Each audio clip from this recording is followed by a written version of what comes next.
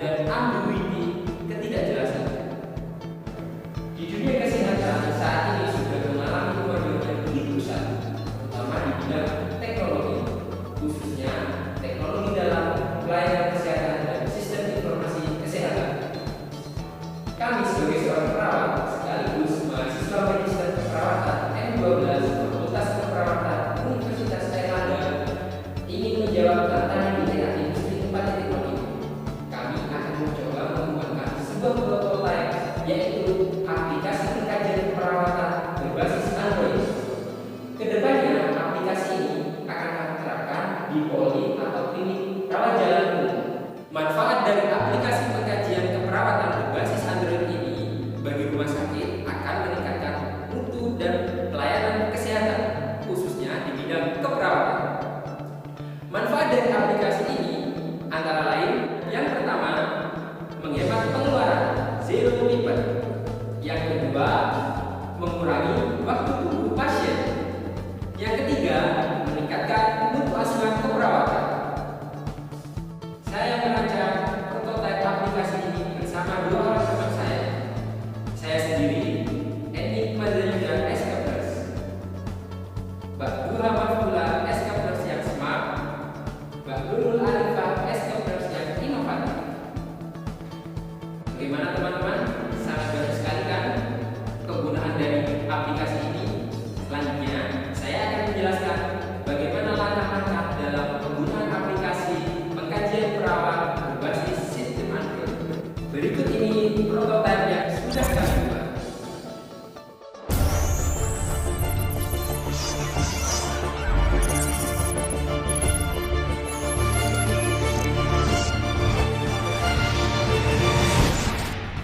Di sini saya akan menjelaskan langkah-langkah penggunaan aplikasi pengkajian keperawatan berbasis sistem Android ini. Pertama-tama kita pilih aplikasinya, ini yang warnanya putih, asesmen klinik rawat jalan, kita klik. Nah, setelah kita klik akan muncul login. Jadi kita harus memasukkan username-nya dulu. Kita masukkan username-nya. Di sini username-nya adalah nama perawat. Contohnya di sini adalah Duha Mafula. Kita pilih role-nya adalah perawat, kemudian kita login. Setelah kita login, akan ada dua pilihan, master account dan input data pasien. Kita pilih yang input data pasien. Setelah kita memilih input data pasien, akan keluar tampilan seperti di layar ini. Ada nomor rekam medis, ada nama pasien, kemudian ada input biodata pasien, kemudian ada input pengkajian keperawatan, input pemeriksaan TTV, dan hasil pengkajian keperawatan. Sekarang kita pilih input biodata pasien. Nah, di sini ada nomor rekam medis, ada nama pasien, ada rumah sakit, ada data tanggal lahir, ada jenis kelamin, usia, alamat pasien, pekerjaan, tanggal periksa, dan jam periksa. Ini diisi pada waktu pasien mendaftar di pendaftaran. Jadi secara otomatis terintegrasi dengan aplikasi ini. Setelah itu kita memasukkan input pengkajian keperawatan. Kita klik input pengkajian keperawatan. Nah, data-data tadi sudah otomatis ada. Nah, kita tinggal mengubah jam periksanya. Tadi jam periksanya jam 8.40. Kemudian ini kan posisinya sudah di klinik. Kita setting 8.45, kita setel. Nah, ini tadi kan pasiennya laki-laki dewasa. Tuan X usianya 30 tahun. Jadi di sini untuk statementnya ini pasien mengatakan. Jadi contohnya ini pada saat pengkajian pasien diberi pertanyaan tentang keluhannya. Pasien di sini kita berikan contoh mengeluh batuk, pilek, panas. Kemudian untuk objektifnya hasil dari pemeriksaannya ada sputum, Kemudian ada lagi kita kasih contoh batuk tidak efektif.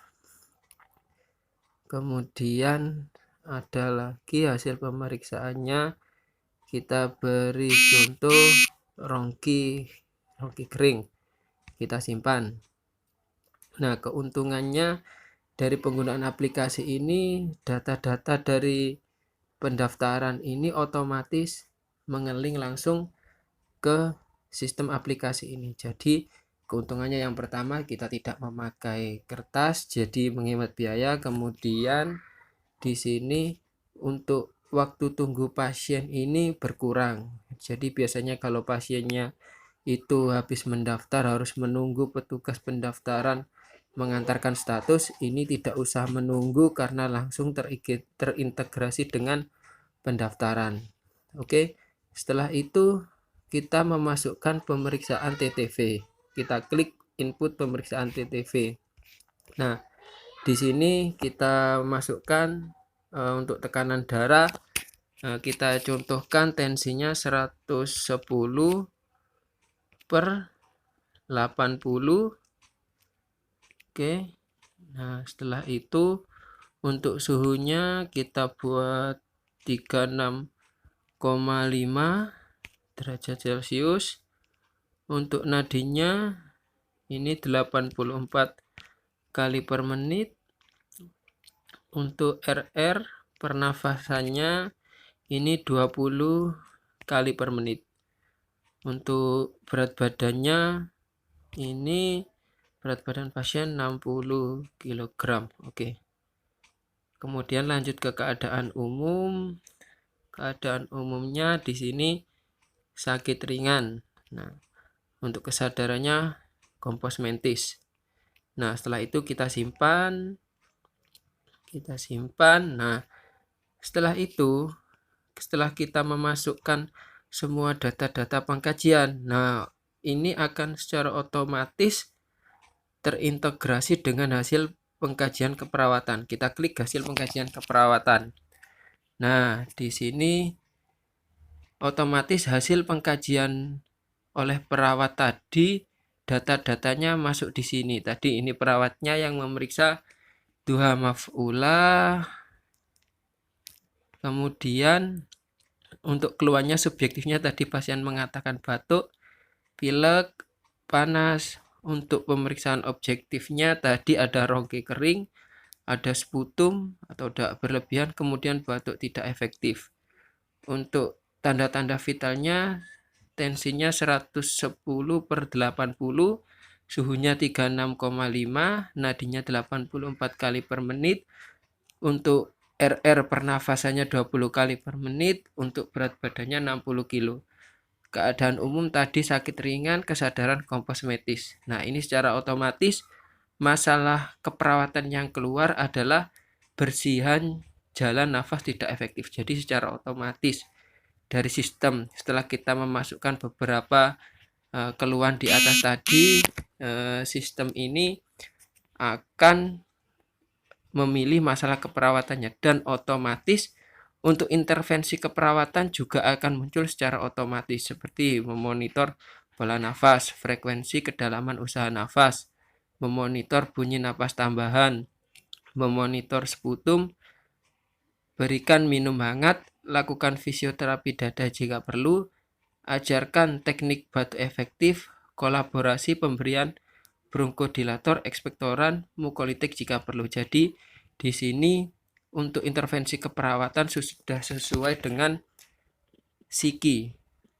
Jadi ada observasi, ada tindakan mandiri, ada edukasi, dan ada kolaborasi. Nah, di sini keuntungannya adalah perawat tidak perlu lagi melakukan dokumentasi untuk penulisan. Jadi bisa mempersingkat waktu. Jadi setelah perawat melakukan pemeriksaan, tidak perlu memikirkan untuk pendokumentasian. Jadi perawat bisa fokus untuk memberikan asuhan keperawatan kepada pasien.